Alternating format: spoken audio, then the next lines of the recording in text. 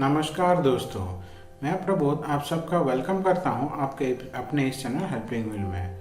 हम ज़रूरी चीज़ों को जो कि बहुत कीमती होता है हम अपने घर में संभाल के रखते हैं, पर वो जब चोरी हो जाता है तो हम क्या करते हैं। अगर हमें वो रिटर्न मिला तो ठीक है, नहीं तो अब उससे हम हाथ धो देते हैं।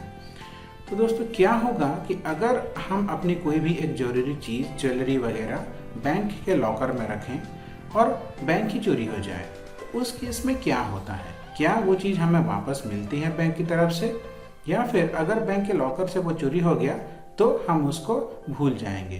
क्या इसके लिए आरबीआई की तरफ से कुछ गाइडलाइंस है या फिर रूल्स हैं, हम बात करेंगे इस वीडियो में।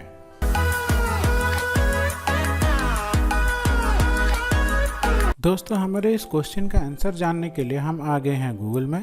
यहाँ पे हम एक क्वेश्चन देखेंगे दोस्तों कि locker theft in banks RBI rules and regulation. अगर आपका लॉकर चोरी हो जाता है तो इसके लिए आरबीआई का क्या रूल्स एंड रेगुलेशन है।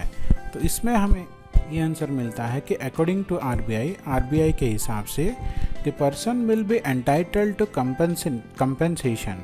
मतलब वो जिसका भी सामान चोरी होता है उसको बैंक कंपेंसेशन देगी if any valuable item gets stolen from a customer bank locker.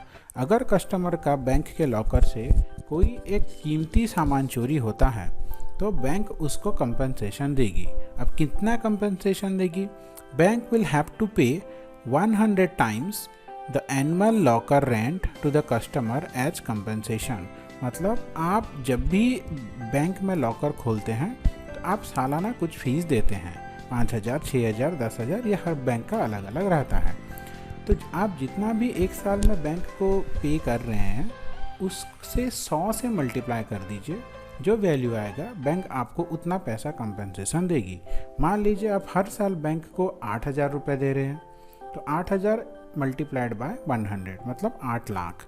अगर कोई एक वैल्यूएबल चीज़ आपने बैंक के लॉकर में रखा है तो और वो चोरी हो जाता है तो उस केस में बैंक आपको 8 लाख रुपए तक का कंसेशन देगी।